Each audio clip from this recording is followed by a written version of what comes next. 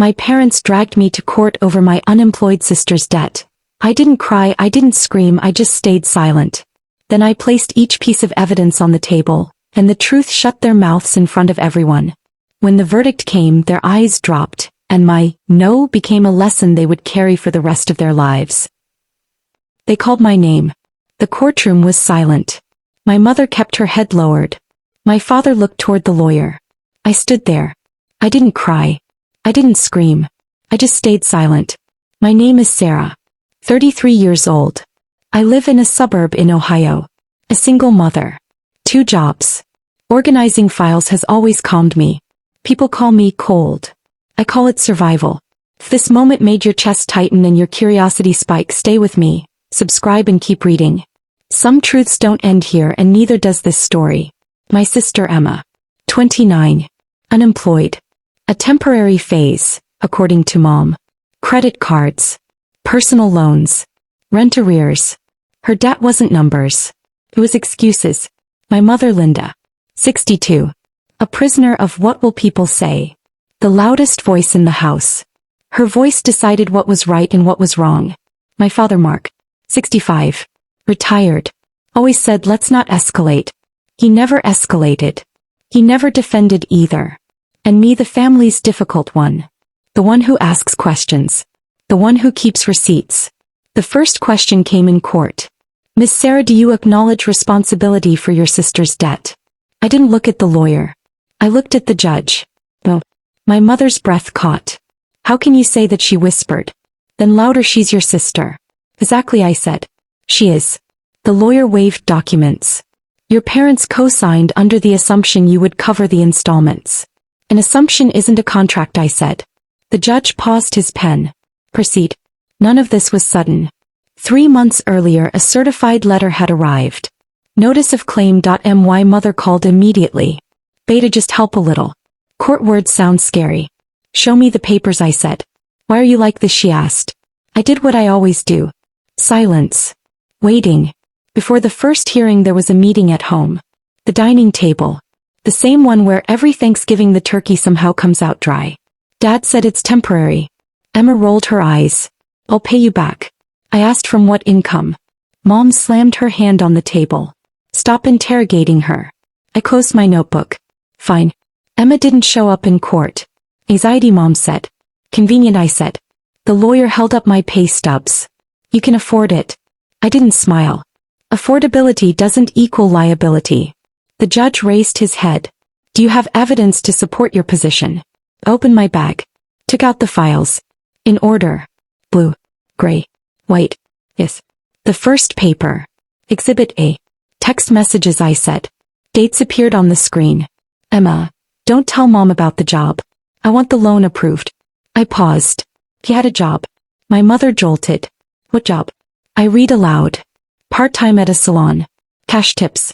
Emma's voice wasn't in the courtroom. Her words were. The lawyer objected. Hearsay. I placed the next document. Pay stubs. Silence. The judge leaned forward. Proceed. Second. Exhibit B. Bank statements, I said. Transfers from my parents' account to my sister. I pointed to a line. After the loan default. My father's eyelids grew heavy.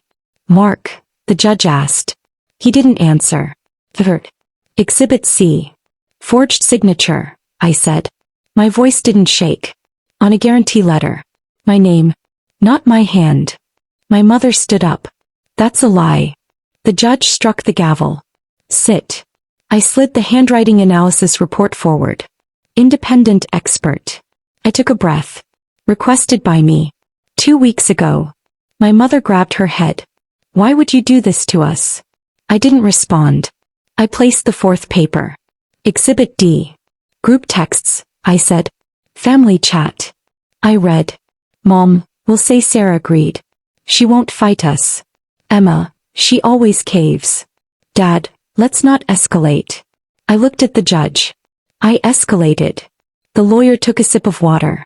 Miss Sarah, are you alleging fraud? Yes. Whispers filled the courtroom. The judge set down his pen. This changes the matter.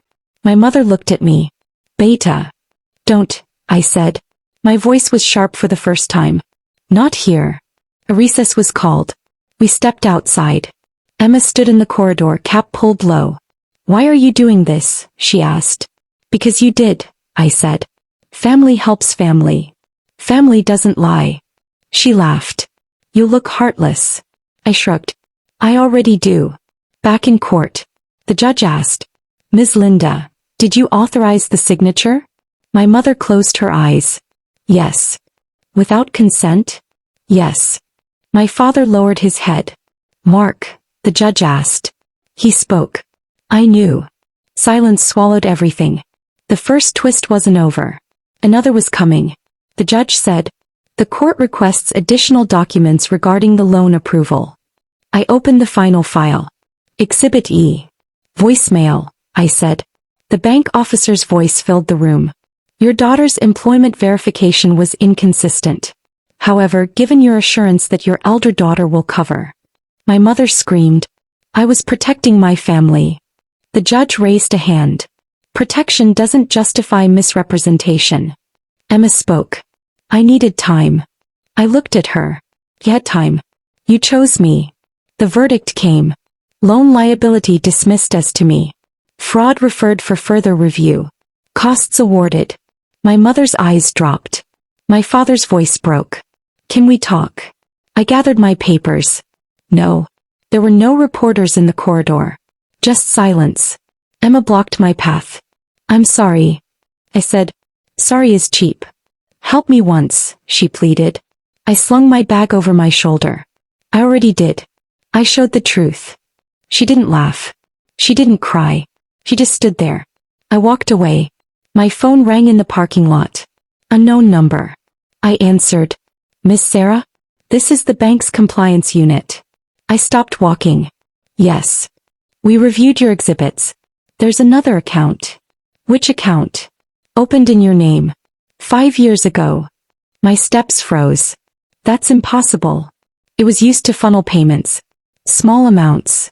I closed my eyes. Send it. That night I saw everything. Small transfers. Over years. From my mother's phone. In my name. The next day I opened another file. Not for court. For myself. I went home and closed the door. Sat quietly in the kitchen. My son asked, Mom, are you okay? Yes, I said. I texted my father. Stop contacting me. My mother sent long paragraphs. I didn't read them. A week later a notice arrived. The bank froze the account. Investigation ongoing. Emma called me. They're saying I'll have to repay everything. You will, I said. Mom is sick. Get a doctor. Dad is ashamed. Learn from him. She screamed. You won. No, I said. I finished. I didn't call a lawyer. I let the system do its work. Some people say I'm harsh. I am. Some say family is everything. It never is. I left my no in that courtroom. I let it stay there. For them. For life. If you stayed with me till the end, thank you for giving my story your time and heart. If it resonated with you, please tap like and subscribe to the channel so you don't miss the next chapter. Your support helps more silent voices find the courage to finally say no.